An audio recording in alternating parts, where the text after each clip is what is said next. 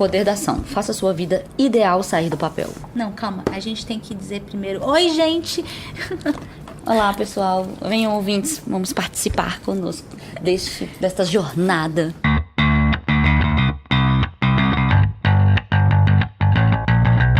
Dualidade, um bate-papo com resumo de livros que tratam sobre o desenvolvimento humano e as inquietações da vida moderna, com a jornalista Adriana Nicásio e a publicitária Júlia Scheibel.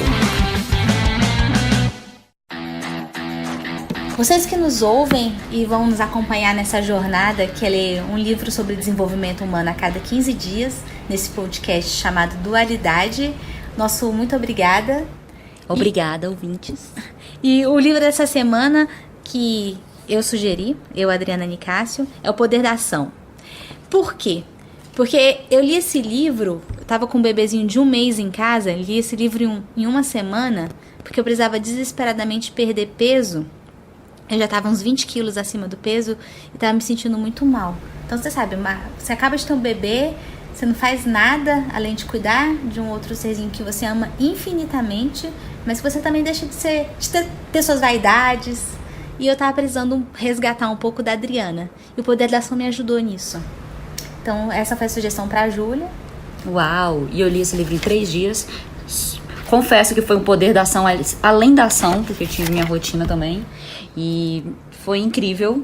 Trago a minha experiência de sentir que o livro tem vários quesitos importantes, tem comunicação não verbal, estilos linguísticos, a gente vai aqui trabalhando sobre todos eles, mas chega num pedaço em que você tem que fazer algumas atividades internas e ela dá uma travada, quando você precisa se olhar, se enxergar e fazer as mudanças devidas e necessárias. Acredito que tenha um tempo para você digerir e fazer essas mudanças, mas elas são indispensáveis para que você possa realmente ter, como ele diz no subtítulo do livro, faça a sua vida ideal sair do papel. E vamos nessa.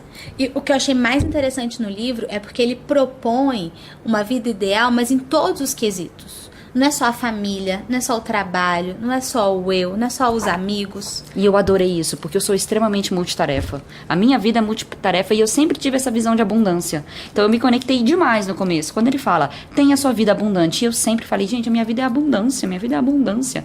Eu sempre pensei muito de forma positiva. Na minha adolescência eu li muitos livros de autoajuda e de psicologia mais simples e tal. E desses top trends de autoajuda eu adorava, eu sempre li. Por causa da facilidade da leitura, enfim. E isso trouxe muito pro meu comportamento, pro meu mental. E pra mim foi mais revelador porque a minha vida inteira eu sempre pensei o contrário. Se você quiser ser bom em alguma coisa, você vai ter que abrir mão de todas as outras. Não, sua vida pode ser igual um Feng Shui. Sabe o Feng Shui, onde você tem todas as áreas da sua casa? Você pode ter todas essas áreas positivas. Harmonizadas. E essa é a proposta que ele traz. E como é que você começa? O primeiro capítulo é acorde. Acorde pra vida. E o que quer dizer esse acorde pra vida?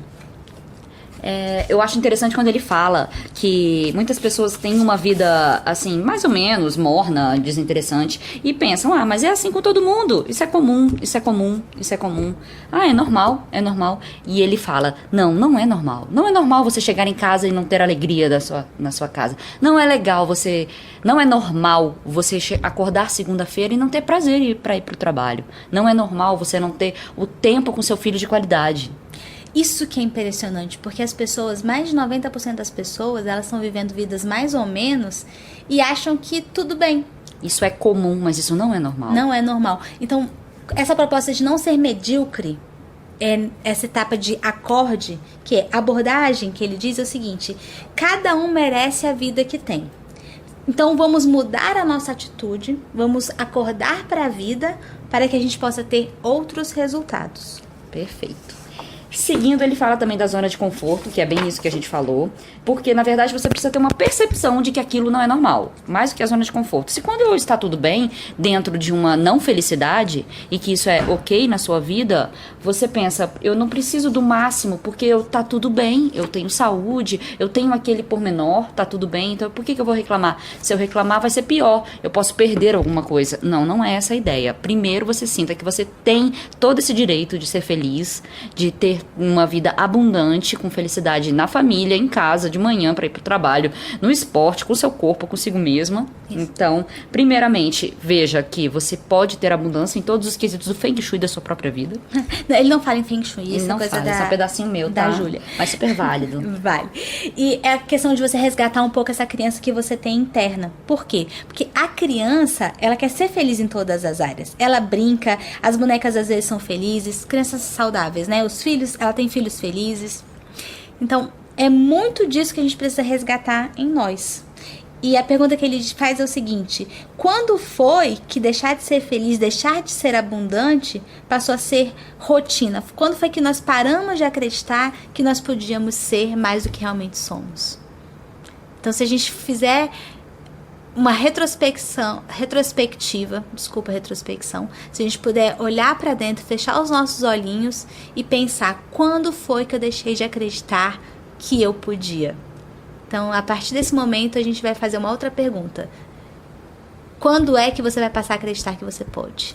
Mas eu acho que vale também a gente pensar, aí vamos entrar numa dualidade aqui, é que nem sempre toda criança é feliz. A gente também tem as experiências das crianças que não tiveram tanta felicidade. E que por isso elas não fazem essa memória do ser feliz lá atrás. Então eu também trago um pouquinho desse pensamento. Não é porque você não teve uma vida feliz ou porque você teve traumas lá atrás que você não pode buscar essa abundância hoje. Então a gente também trabalha crenças limitantes. O livro fala um pouco disso. Tanto que no meu resumo eu não anotei essa questão da criança. Interessante. Eu não anotei nada dessa parte da infância, porque a gente vê que muitas vezes a gente brinca, e ele fala da questão das historinhas. Ah, se eu tô, por exemplo, com uma barriguinha, não, isso aqui é excesso de gostosura. Isso é uma brincadeira que a gente faz com o nosso próprio corpo, ou faz com uma situação específica da nossa vida, ou questões, por exemplo, ele até fala, são 3 historinhas que a gente faz, verdade, brincadeira ou mentira.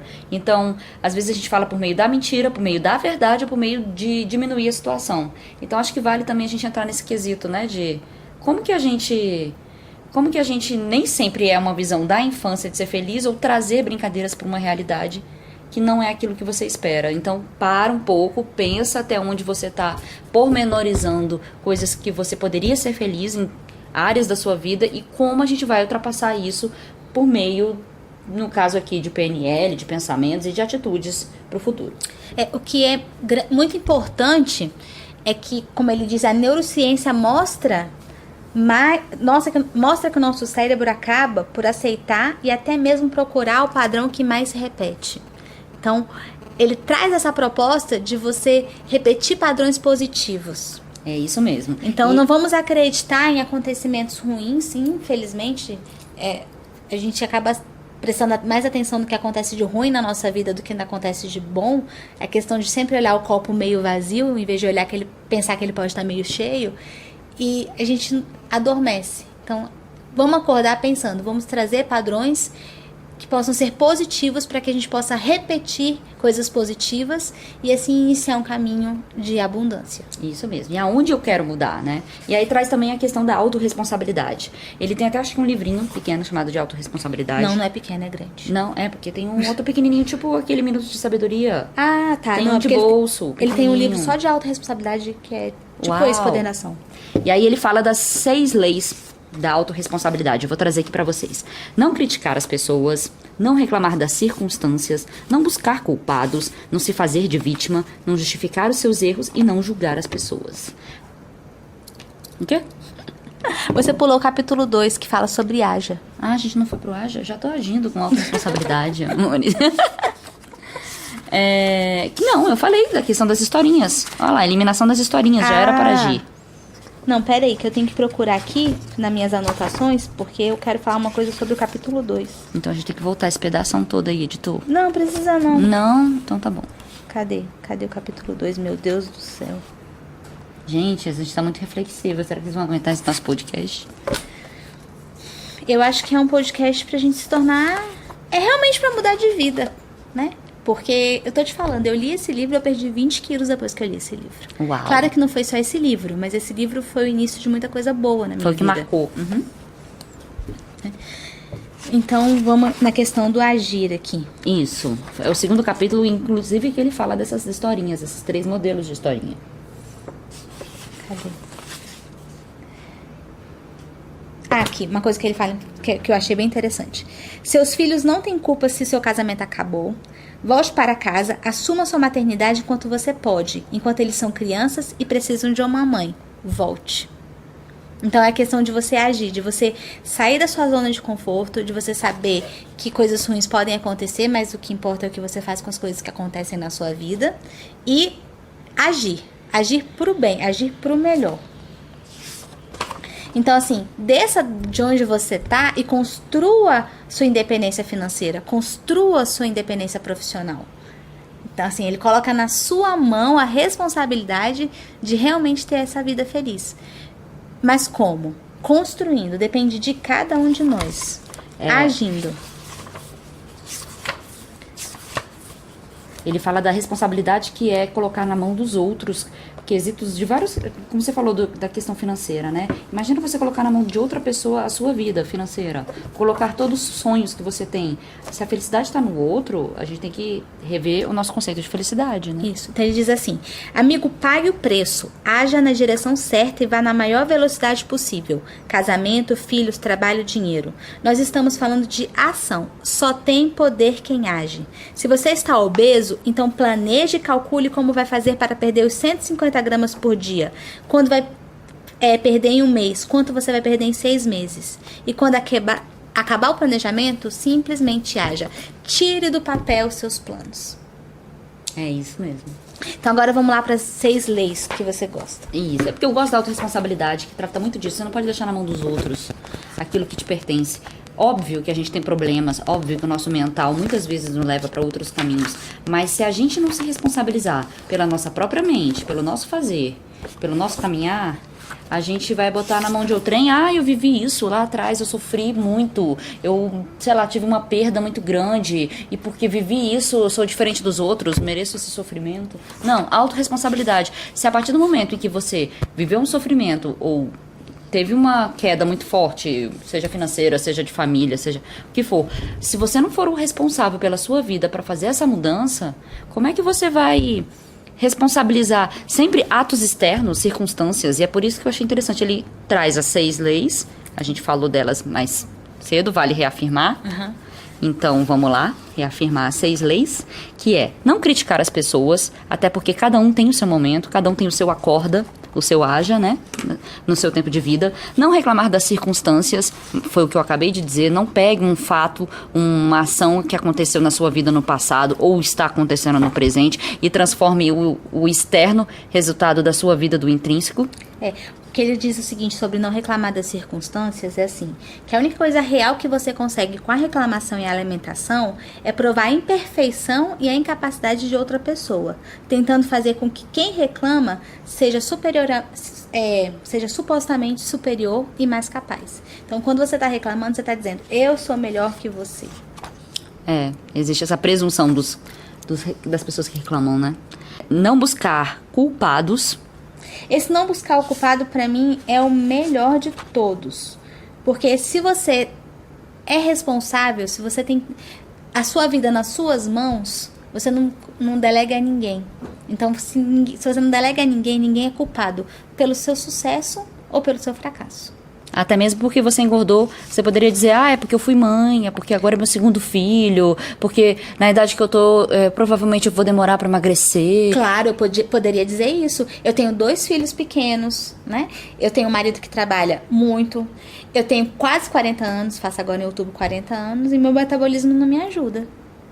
Poderia responsabilizar tudo isso. Eu tenho um filho também de 12 anos e eu demorei muito mais que você pra emagrecer. E aí pensava, não, porque tive um filho. E isso eu fui muito mais nova. Eu tô com 36 anos, eu tive meu filho, eu engravidei com 24, tive com 25. Então, pensa numa visão, você emagreceu muito mais rápido. Então, assim, é sim um fator. A gente busca emagrecer não só por uma questão social, não é isso, mas é por saúde. Então, acho que a gente tem que ver, assim, somos responsáveis pelas nossas vidas. E assim, também não quero ser exemplo pra ninguém, assim, meu objetivo não é ser exemplo, é trazer instrumentos que as pessoas possam usar na vida delas pra ser feliz da forma como elas quiserem também. E o livro Poder da Ação pode ser um caminho para isso. E a quarta lei é não se fazer de vítima. Adoro isso, odeio vitimizadores. Tem uma sensação de que a pessoa começa a reclamar, você fala, meu Deus, já responsabilizou o ambiente, já responsabilizou a história de vida dela, e agora ele é um pobre coitado. E se você olha, muitas vezes tá com o corpo ali inteiro, né? Quantas pessoas... Eu gosto de olhar também essa questão nas Olimpíadas, das pessoas que têm deficiência As e estão lá. Paralimpíadas, né? Pois é, então assim, vitimização, por favor, zero. Vamos tentar, né? É óbvio que em vários momentos da nossa vida não acordamos otimistas, sorrindo. Acordei, uhul, hoje o dia é feliz. A gente não acorda assim. A gente não tem essa empolgação logo de manhã. Ninguém que faz esporte tem. Então, assim, é dentro da gente que a gente tem que buscar isso e galgar pela ação do dia a dia. Não justificar seus erros é a quinta ação. Eu acho maravilhoso porque só tem resultado quem erra em algum momento. Então a gente não precisa pensar nos erros, pensa nos resultados. E se errou, errar faz parte da vida. O que importa é daqui pra frente. Isso mesmo, ele fala que tudo é resultado, inclusive os erros. Então tudo é resultado. E não tem como você pensar em um resultado diferente tendo a mesma ação. A sexta lei, não julgar as pessoas. Entra junto com aquela questão de não criticar, né? Afinal de contas, cada um tá no seu tempo. Porque em vez de a gente ficar procurando as falhas nos outros, é importante que a gente procure os mecanismos de se melhorar e de encontrar no nosso subordinado ou no nosso empregado, enfim, até mesmo no nosso chefe, o que tem de melhor, o que a gente pode aprender. Ou no nosso filho. Você já pensou quantas vezes a gente critica uma nota, reclama de uma ação? Pra mim valeu demais isso. Eu tô com um filho na puberdade e muitas vezes ele tem dificuldade de tomar atitude, de estudar com os eletrônicos, enfim. E a gente vê que muitas vezes a gente tá sempre criticando. Então, trocar a crítica por uma sugestão, uma ideia. Parece simples, mas assim, qual o resultado que sempre criticar funciona? Só repetindo, trocar a crítica por uma sugestão ou ideia. Porque se você critica, é como se você fosse superior. E a pessoa se vê sempre menor que você. A minha mãe está vivendo a vida dela, tem tudo que ela está conquistando e está sempre me criticando. Eu sempre estarei menor que a minha mãe. Então não vale a pena isso. Eu trago essa minha realidade, mas trago para os pais também isso, né? Então, poxa, sempre criticar vai tornar... Em qual momento? Ele até mesmo questiona. A crítica construtiva, até que momento isso é válido ou não? Aí a gente também pensa em feedback de chefes, de empresa. São importantes, a gente espera isso. Ninguém está buscando sempre elogio, não mesmo. Existem estudos que falam isso, que as pessoas não estão buscando elogios. Mas a forma como você vai criticar ou como você vai lidar com isso é que importa. Muitas vezes você só quer trabalhar o seu ego, né? E ferir o do outro, então... E tem um item agora, mais pra frente, depois que ele fala dessas 6 leis, que é... se eu tivesse tido oportunidade... O que ele quis dizer é o seguinte, que se você tivesse tido dinheiro, se você tivesse tido a chance, se meu pai tivesse sido assim ou assado, eu seria uma pessoa diferente. E o que nós precisamos ter é o controle do barco da nossa vida. Porque se a gente colocar de novo os nossos sucessos ou insucessos na mão de outra pessoa, o nosso barco está à deriva. Porque ninguém pode cuidar da nossa vida. Então, se a gente diz, eu não tive oportunidade, vamos olhar para as pessoas que estão exatamente onde nós gostaríamos de estar, o que elas estão fazendo para estar onde elas estão. Com certeza não foi o destino. Porque quem faz o destino somos nós. Senão a gente sempre vai responsabilizar o cenário, a crise, os impostos, para poder ser um grande empresário, por exemplo. E Paulo Vieira, ele diz que é bem interessante, eu acho, como é frustrante a vida das pessoas que não são capazes de construir suas oportunidades. Como são frágeis profissionalmente aqueles que se colocam à mercê no mundo, na fila e à espera de uma oportunidade. Então, fica a dica. Fica a dica. Hashtag fica a dica. Quem fica parado, fica torcendo, né? Realmente torcer, a gente pensa até aquela questão de arquibancada. Ele está olhando para a vida do outro, que são as pessoas que estão sendo protagonistas das próprias vidas. Por isso, nós vamos mudar a nossa existência, mudar a nossa forma de ver, sem necessariamente esperar que o outro mude. Porque mudar o outro cabe ao outro. Isso mesmo. Seguindo o livro... A gente está agora no capítulo 4, que trata do foco. Perfeito. Ele fala, inclusive, do livro do Daniel Goleman, que fala de foco, né? Foco, atenção. E seu papel fundamental para o sucesso. sobre inteligência emocional e que foco, na verdade, é como você faz para tirar as distrações da sua vida. Ele cita Steve Jobs. Algumas pessoas acham que foco significa dizer sim para a coisa que você irá focar. Mas não é nada disso. Significa dizer não às centenas de outras e boas ideias que existem. Você precisa selecionar cuidadosamente. E isso é muito interessante. Por quê? Porque às vezes, principalmente nós mulheres, que somos multitarefas, homens também são, não estamos desconsiderando, e a gente quer fazer tudo, atender a todos, ou agregar, ou não deixar de dar atenção para pessoas, fatores, enfim, fatos. E ele fala das questões de distração. Quais são os fatores de distração? Ele traz um quadro que eu achei super interessante, em que ele coloca, inclusive, telejornais. Telejornais podem ser fatores de distração. Eu preciso ver o jornal todo dia. E muitas vezes nem é aquela informação que vai te auxiliar no processo da sua vida, no que você está buscando. As redes sociais são um processo de distração o tempo todo. Claro, esportes. É possível que hobbies e esportes também estejam te distraindo. Dedicação à igreja. Achei isso interessantíssimo. Quantas vezes o meu modelo de me dedicar para a igreja é aquilo que vai trazer o meu objetivo de vida, ou na verdade é assim que eu vou ser uma boa pessoa, para que assim eu possa ser aceito socialmente, e é o que eu espero. Gente, eu tomei várias atitudes com esse livro também, né? Eu achei super interessante, eu olhei isso aqui, esse quadro. Você deixou de ir pra igreja, Júlia? Não necessariamente a igreja, eu tinha um outro grupo de meditação, mas faz um tempo que eu não vou mais. E realmente, eu olhei aqui, o que poderia estar me dando... Te tirando foco. Me tirando o foco. E como eu poderia, vamos dizer, trazer a minha dedicação, porque eu não sou, né, de seguir igreja necessariamente, eu sigo um grupo de meditação, como eu posso trazer isso pro meu dia a dia, pro meu agir? Como a gente está buscando agora inspirar pessoas, conversar, é uma forma de trazer mudanças. Então, olha... Porque você manter o foco está muito ligado também à inteligência emocional. Você pega uma criança fazendo dever de casa, tudo chama a atenção daquela criança. Se você, de repente, precisa fazer um trabalho rápido, que você precisa se concentrar, você sente, se concentra, faz e entrega. Ou não. Tem gente aí ele fala que da inteligência emocional, que é um fator, a gente também tem que ter outro, que é a maturidade emocional. E que tudo isso se galga com o tempo, né? Então é bem válido isso também. E ele defende que qualquer pessoa que lesse ou estudasse apenas por 1 hora qualquer coisa que tivesse relação com o seu trabalho, com a sua família, com aquilo que você tem como objetivo e meta de vida, você teria ganhos muito positivos. No caso do emprego, ele diz que você conseguiria, de repente, até aumentar seu salário em 50% durante um período relativamente curto, aí de 1 ano, estudando todos os dias. Claro, você pode fazer projetos de vida com prazos mais apertados e com o objetivo que você tem.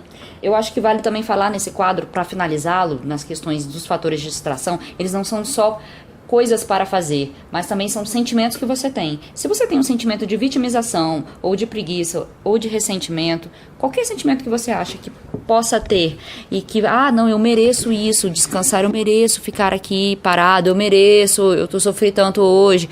Quando você se coloca em sentimentos em que não atuam dentro do seu foco de atenção, do seu projeto de vida, você também está trazendo fatores de distração intrínsecos, internos, que não vão te auxiliar no seu objetivo. Então, vamos cuidar principalmente com a rotina, que para os coaches profissionais, a rotina é uma questão de excelência. Por quê? Porque se você gera uma rotina que vai te trazer abundância, no caso, que é o que a proposta do livro, você vai ter uma vida muito mais eficiente.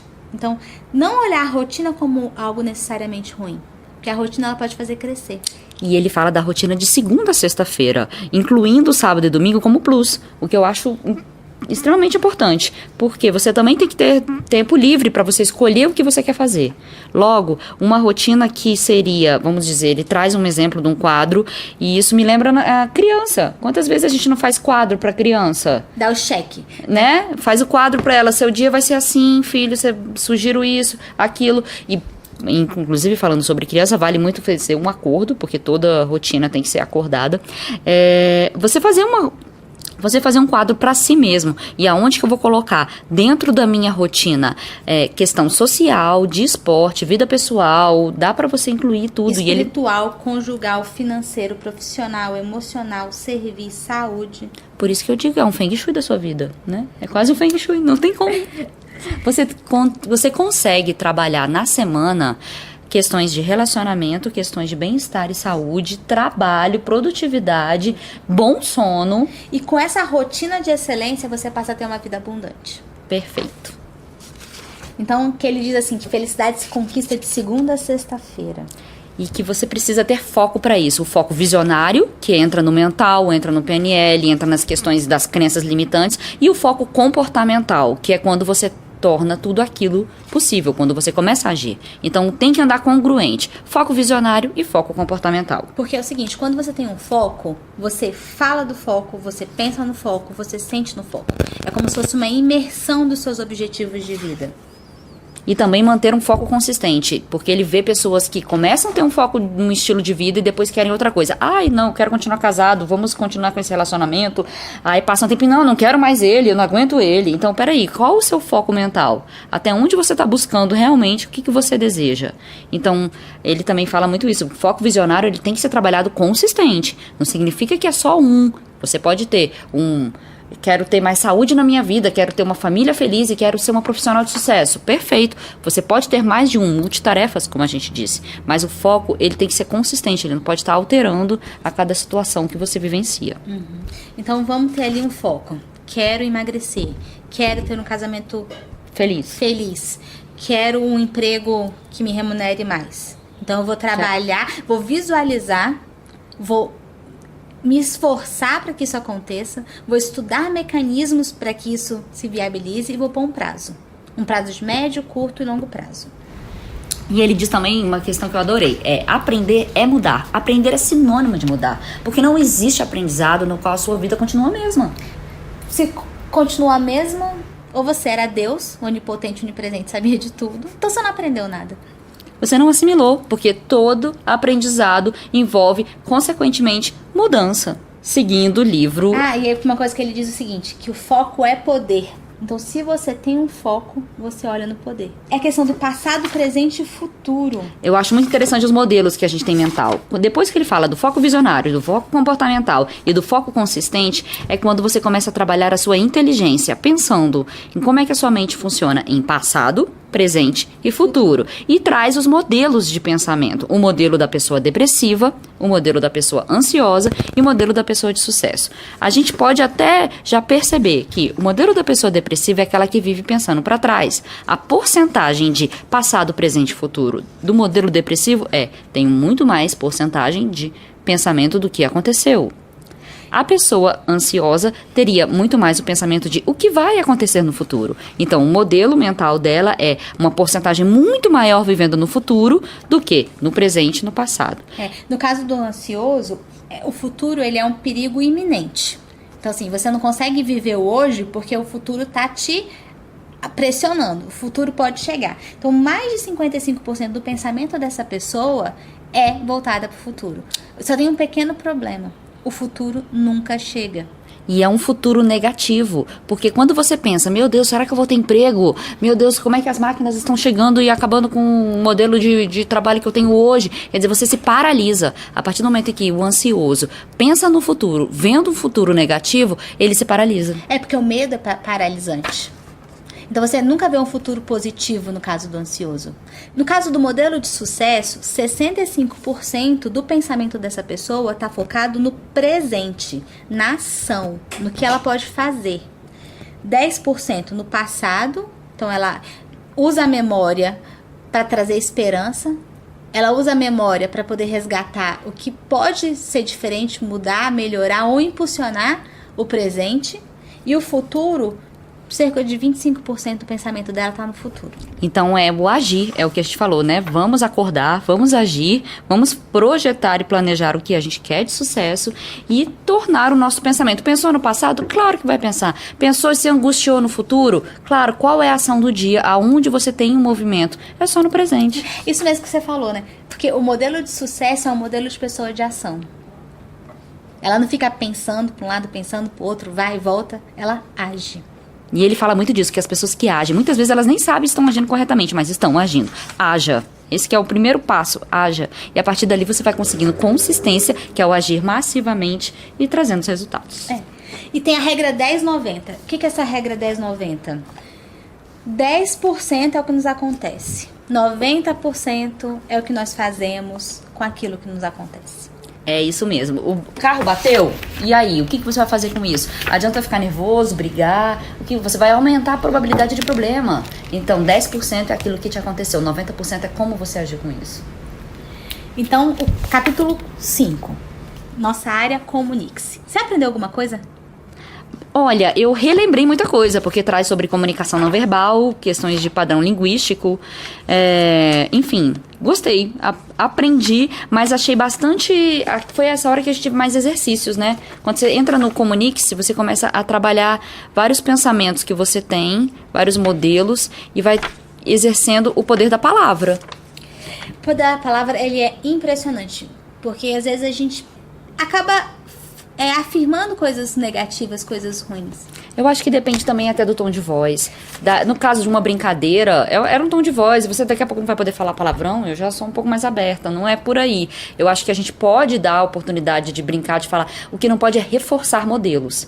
Porque aí quando você fala, você tá sempre sujo, você não se cuida, aí sim você tá reforçando um ser do que um momento. Então, mas eu não sei, eu tenho a impressão que quando a gente fala, eu não vou conseguir, a chance de não conseguir é muito grande. Com certeza. Fala assim, não sou capaz de ser uma boa mãe, não sou capaz de sustentar um lar, não sou capaz de sustentar minha família, a vida não tá fácil.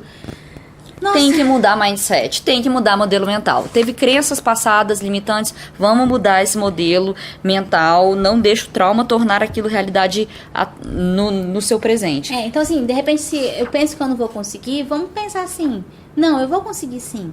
E trabalhar para que conseguir. Porque quando você nasceu, ninguém escreveu assim, ó, aqui tá o manual de como lidar com a Júlia e esse aqui é o destino da Júlia. Por mais que existam os horóscopos aí que possam até dar uma ideia. Mas o destino você faz a todo momento. Quando você acorda, se você decide agir de um jeito. Se eu, por exemplo, acordei e resolvi que eu não vou trabalhar hoje, eu vou dormir, meu destino é um. Se eu acordei e resolvo que eu vou fazer, meu destino é outro. E as casualidades vão existir muito maiores, porque você vai estar no mundo, né? Mas é bom você viver assim, porque você cresce. As pessoas, elas não podem ter medo de viver. Ele fala muito da comunicação da luz e das trevas. Ele traz um pouco dessa visão, vamos dizer assim, religiosa. Não é religiosa, mas assim, ele traz essa... E não é só religiosa, porque a filosofia também trabalha isso. A morte, ela é retração. A morte é aquilo que retrai. E a luz, como ele fala, Deus, paz, vida, amor, é aquilo que expande. Isso vale para plantas, isso vale para pessoas, isso vale para vários outros momentos da sua vida. Então, é importante você olhar o quanto você está retraindo e o quanto você está expandindo. Não estamos pedindo para vocês serem extrovertidos ou introvertidos, não é nesse quesito. Mas é o quanto que da sua vida você expande, o quanto você está em crescimento e o quanto você está morrendo. Porque as palavras, elas trazem aprendizado, elas trazem disposição. Ele fala também da questão da linha de lousada.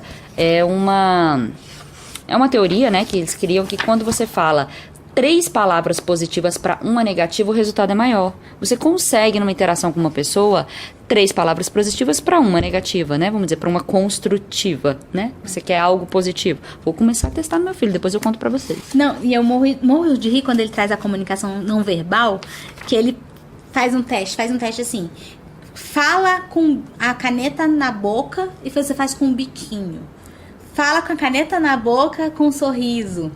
Fala sem caneta na boca e mostra que como como o seu rosto, né, como os músculos do seu rosto ficam depois desse exercício. Se você tá de bico, no final você tá meio irritado. Se você tá sorrindo, você tá dando gargalhada. Então, muito da nossa comunicação verbal, a nossa forma de sentar de uma forma mais ereta influencia. E ele tem um exercício que é muito engraçado, que eu até testei com a Amandinha. A Amandinha tem 4 anos. colocava a mão na cintura e fazia pose de Mulher Maravilha. Isso a gente fala, tem psicologia, tem vários exercícios para apresentação para isso. E também. ela ficou toda empoderada lá de Mulher Maravilha. O aniversário dela foi até de Mulher Maravilha por conta disso. Uau, que linda! É verdade, a gente tem que ver que muitas vezes a nossa ação externa, um sorriso, faz a pessoa ficar mais bonita. Eu acho que vale isso não só pro nosso corpo, como eu penso nisso também, sim, tento fazer uma analogia, pra sua casa. Quando a sua casa tá arrumada, do jeito que você gosta, você se sente melhor. Então, é uma relação direta. Quando você está visualmente melhor, eu digo de sorriso, de atitude, por dentro você vai melhorando também. E os vícios emocionais, eu achei isso revelador. Ele diz que do mesmo jeito que tem gente viciada em adrenalina, tem gente viciada em álcool, tem gente viciada em droga, tem pessoas que são viciadas em mau humor. É padrão. Você pergunta, como você está?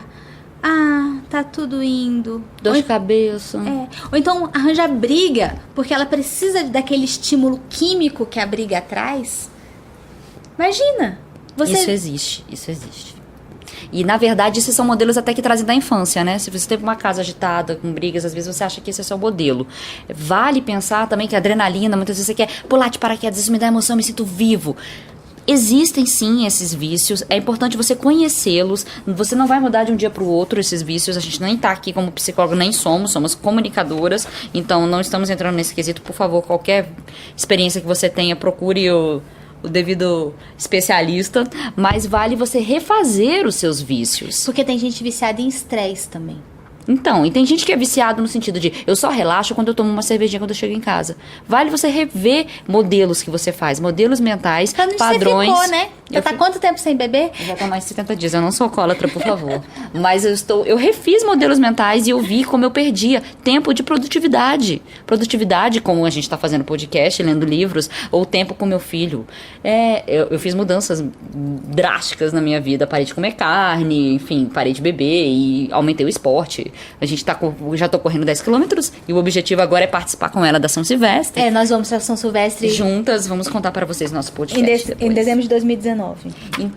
Então, vale pensar, qual é o padrão que você traz? Aonde que eu sinto que eu relaxei? Eu preciso beber para relaxar?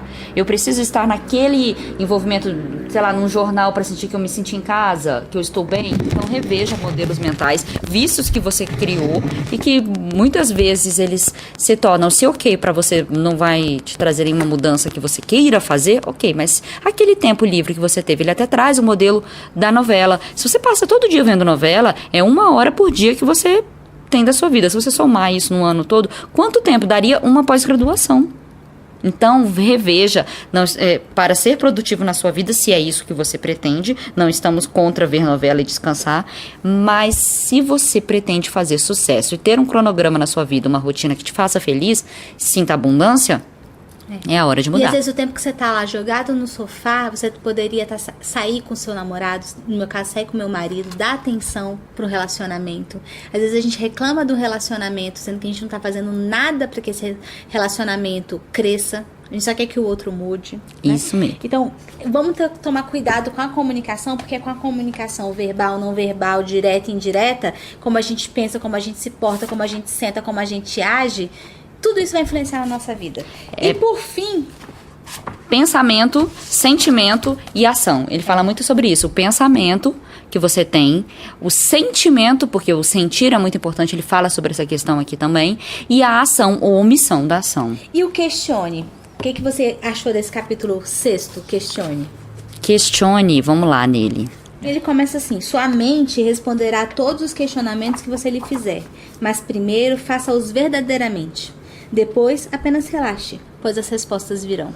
É interessante isso, até a questão de beber um copo d'água e pensar, se eu quero que, vamos dizer assim, vou criando modelos, não são modelos, são suportes para que eu possa achar as soluções dentro de mim mesmo, não é isso? Uhum. Ele fala assim: fique atento ao fato de que os super-humanos não procuram atalhos para suas perguntas, nem buscam as respostas mais fáceis. Eles buscam o que é realmente melhor.